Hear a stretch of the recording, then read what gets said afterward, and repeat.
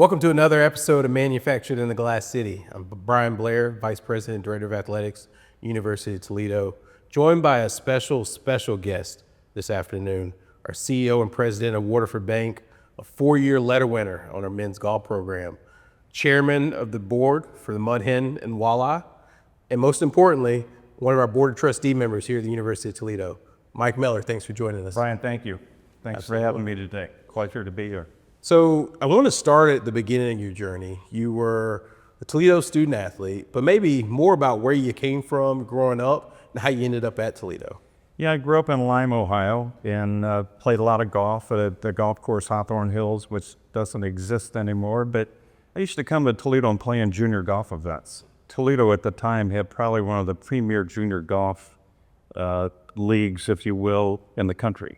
Don Kotnick and Greg Fish started that. Don was my former coach at UT. But coming up here to play golf, and then I played in some tournaments, and the coach and the assistant pros at the time saw me play and started the recruiting process, and that's how I got here. Yeah. And so 4-year letterman, but even bigger than that, a 2-time captain. Walk me through your experience, your time at Toledo. What are your fondest memories?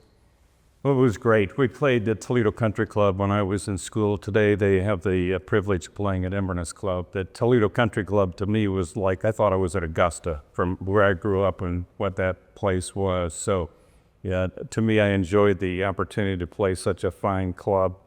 But also the guys on the team, we really felt like we had a pretty good team. It was nice to be part of that. As you think about it, you talk about playing at Toledo Country Club, and then now the guys are playing in Inverness, and I know you're intricately involved in Inverness.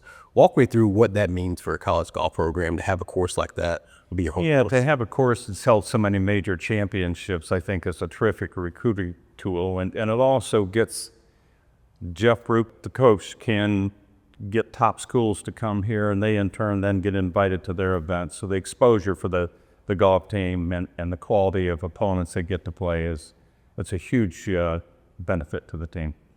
Talk a little bit about your time as a student athlete, and certainly you had a great career, but maybe your time as a student away from the golf course. What do you remember about this university? What was it like to go to school here? Yeah, well, I really enjoyed it. I had a great time in school. I lived in Carter Hall West for 3 of the years. I was redshirted my first year, so coach kept me on scholarship when I did my MBA program here. But living in Carter West and a business major, I'd make the hall all winter up to University Hall for the business classes. It was a little bit of a cold trek at 5:30 and 7:30 classes, but I really had a great time living in the dorm. It was a bit of an old-fashioned dorm in terms of the restrooms and the showers were all in the middle, so you had to put your clothes on to go down and take a shower or go to the bathroom. But that didn't seem to bother any of us. You had to be an athlete to live in that dorm, so it was nice to get to know the other athletes as well. It's almost like an athletic village of sorts. Yeah, exactly. So did you think about business major here, golfer here, to now president and CEO of Waterford Bank, one of the region's premier financial institutions? How walk me through that journey that got you there? Yeah, so in the business school here, we had a lot of commuters at the time, gentlemen or ladies that would work during the day and come to school at night, so I had a lot of night classes. But I used to study with a guy that was in banking. And I think it was my sophomore year, and he said, well, if you ever need a job, give me a call. And of course, you're a sophomore, and all you're thinking about is playing golf and going to class and having some fun. But as I'm finishing my MBA, I then thought I'd get a little serious about the work, and I called him up, and he remembered me, and he said, you're hired. So that was kind of my start into banking, and really very fortunate to my first job to find something that I really enjoyed that much. And as I recollect, I think you were part of the group that started Waterford Bank. Yes. What's it like to start a financial institution of that magnitude and see it through? Yeah, it's the most rewarding thing that you can do professionally is to start a company and watch that succeed. And the key part is it's like athletics or the university. You want to recruit the good employees. So starting something, and there were only 3 of us that started together at the time, to go out and build that team is probably the most rewarding part of that. And same thing it would be, I think, for a coach in college, and same thing with professors and deans to put that whole team together. Yeah. As you think about recruiting talent, right? Our coaches, we talk a lot about our strategic plan, recruit, retain, develop the best talent. As you think about hiring for Waterford Bank, I mean, what are those qualities that you look for, and are some of those replicated by our student athletes? Yeah, for sure they are. Integrity is probably the most important thing. And in banking, it's all about that business experience, the customer experience when they come in. So I think about it with UT, it's that game day experience, whether it's football or basketball, to provide that best experience possible so they come back. And the same thing for the students, to provide that student life and a really good experience to bring them in. And for us, we provide that work environment, and hopefully we get people that want to work at Waterford Bank that are in banking. Yeah, hard work for me is a non-negotiable. I tell people all the time, I can work with a lot of things, but if you're lazy, it's not going to work out. Oh no, absolutely. Yeah, you got to get in there every day and get at it. Yeah.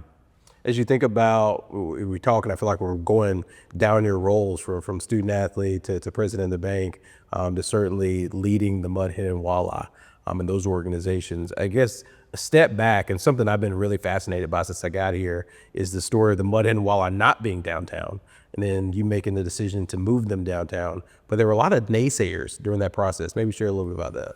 Yeah, it was a little, we had a choice to make. We were going to either put a bunch of money into the Ned Skelton Stadium, which is an old horse racing track, and probably not the ideal location, or we could start with a brand new facility downtown, which, again, a better location. And it's all about that fan experience. We need people to come back.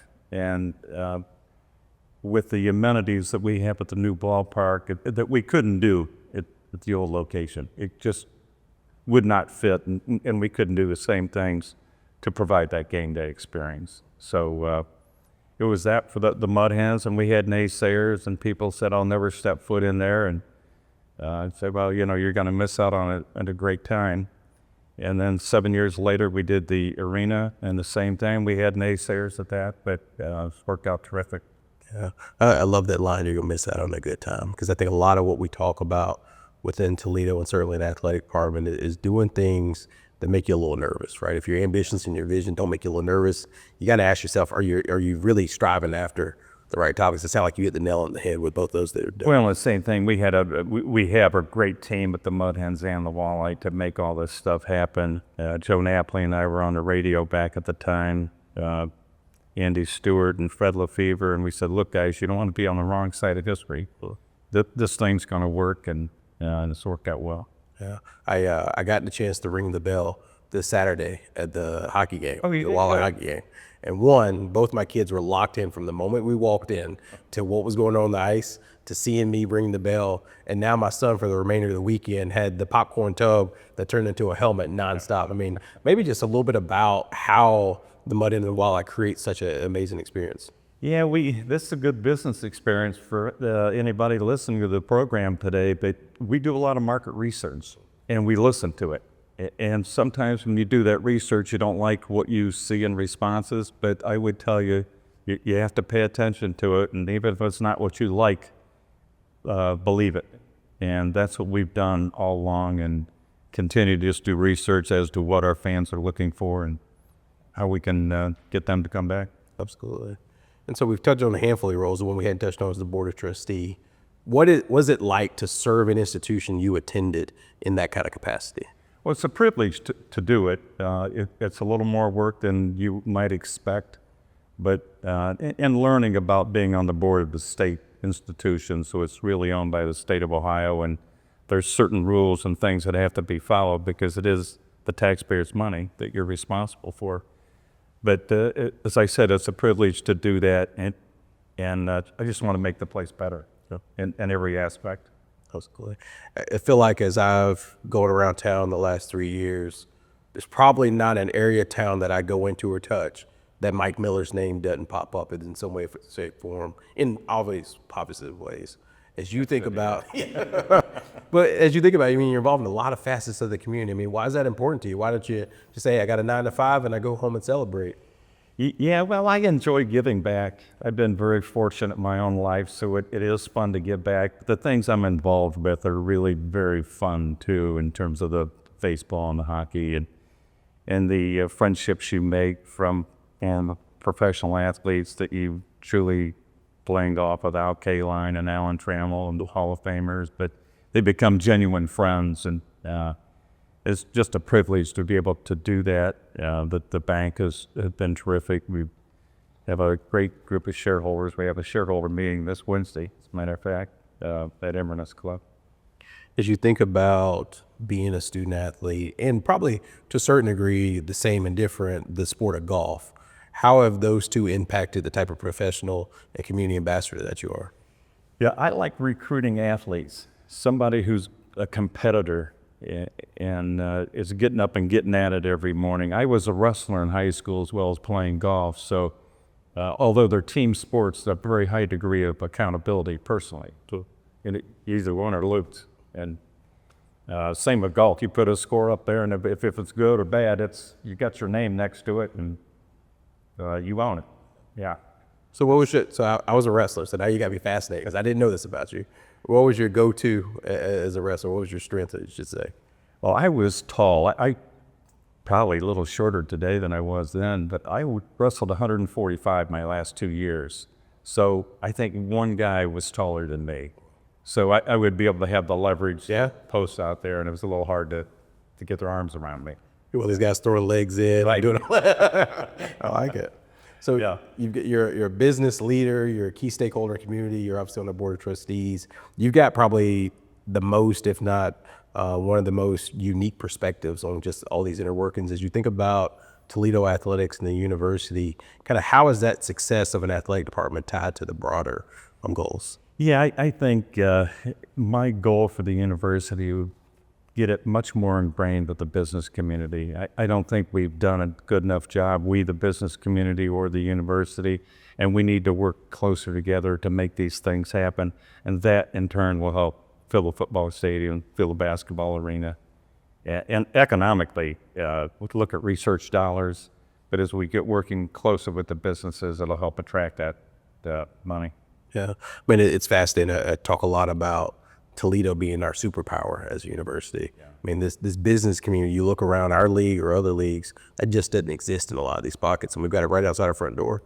No, it's tremendous opportunity here. Buffalo's probably the one other MAC school that has that opportunity, but that doesn't exist at OU or BG or any of those other schools. So, yeah, it's tremendous, and we need to take advantage of it. You've been a big proponent of bringing big-time events to the city. I think it was in 2009 we hosted the NCAA championship. Why are events like that important for this broader community? Yeah, we talked a lot at the time leading up to that, and your predecessor was like, why? And I said, well, this is probably our one chance to hold an NCAA championship. I can't think of another sport that Toledo's going to be the host of. So I think that played a part of it. But again, it was nice to expose some of the younger golfers really don't know Inverness Club that well, even though the storied past that we have there. It's nice to get them exposed to it, and it does bring in good teams. What advice would you give to 18-year-old Mike Miller just showing up at Toledo for the first day of practice on what to do with this experience? Work harder. Yeah. You get, sometimes you're just busy having fun and you're being a kid. And I would say both on the golf course and in the classroom to work harder. You think you're working hard, work harder. Yeah. What advice would you give to business leaders in this community about all the great things that this university offers? I would like to see them embrace the university a little bit more, work harder on recruiting the students from UT. There's some real very high quality education here, and take advantage of having that resource local. Yeah. So you've got children, and they've been really successful as well. As we think about the viewers of this episode, what parting words of advice would you share with them just on life in general and leadership? Yeah, integrity. Just don't ever compromise yourself. You might find yourself in a situation, and maybe an easy way out is to compromise yourself. Just don't ever do that. Well, Mike, really appreciate this conversation. I see you in all these different lanes, but it's really cool to hear about your background as a student athlete and your role in Toledo, and find out you're a wrestler. That was a hidden gem that I did not know we were going to come about. So yeah, really people used to laugh when I tell. Well, Well, now we wrestled and played golf. Hey, Well, I'll tell you a quick story. So I'm in the dorm, and Harvey Bowles was wrestling coach. And Harvey, great wrestling coach. Of course, you knew all the guys up there. Well, one guy was hurt, and another was sick, weight class, and he didn't have anybody to wrestle. So they called Don Kotnick up, the golf coach, and said, "Can Mike wrestle?" He said, "Sure." Now, if you've wrestled at all, and you haven't wrestled in 2 years, you are out of shape, you got a lot of problems. So I'm in the dorm, phone rings, I go down the hallway, it's the golf coach. He said, "You're gonna wrestle." I said, "No, I'm not." you knew what you were about to get into. Oh, yeah. He said, "If you get pinned, it's no more points." I said, "Yeah, but it's my body." Oh gosh. There is no kind of in shape like wrestling in shape. No. The amount of stamina it takes to fight off another person for 3 rounds, I mean, it's just amazing. I used to laugh at football players when I was in high school. They'd play football and then come out for the wrestling team. They're totally out of shape. Yeah. Yeah. That was me, 25. Yes. That was exactly me. I'd show up, I was really good football shape, and for a solid month, I'm trying to get into wrestling shape because it's unlike anything you've ever had. Yeah. It's totally different. Yeah. Well, no, Mike, I appreciate this, and thank you all for tuning in on another episode of Manufacturing the Glass City. I can't wait to see what we bring to you next. But for now, go Rockets.